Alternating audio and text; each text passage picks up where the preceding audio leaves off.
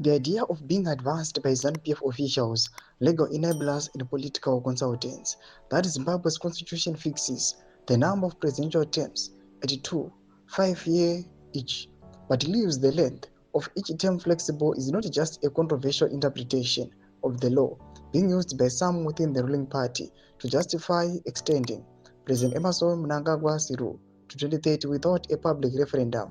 but a patently flawed proposition. Sabina mashoko arikuda pangwa ino yachitaura pamusoro penhau dzema-constitutional amendments nenhau dze2030 dzachitogwa pangwa ino ne the news house nobva subscribe like on the bell icon vachipinda munhau wamuda ichienda mberi vachiti it has no basis in the current text of the constitution, its letter and spirit and the foundational principles of a constitutional democracy. Presidential term limits were introduced to the Zimbabwean constitution in 2013 to prevent concentration of power, ensure peaceful transitions, and allow for regular multi-party elections every 5 years, a direct response to the protracted, disastrous rule of the late former President Robert Mugabe, who was toppled by President Emerson Mnangagwa for mainly that reason in a coup in 2017. The constitution limits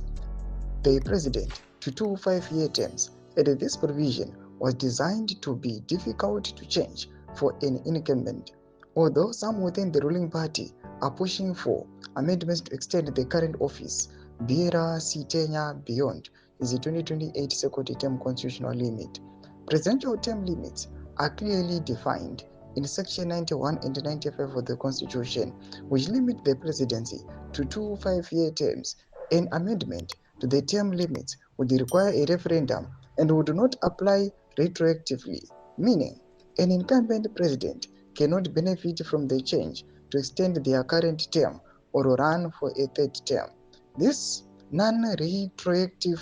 clause was a point of discussion when Mugabe signed the 2013 constitution, as it allowed him to continue his term despite the new limit.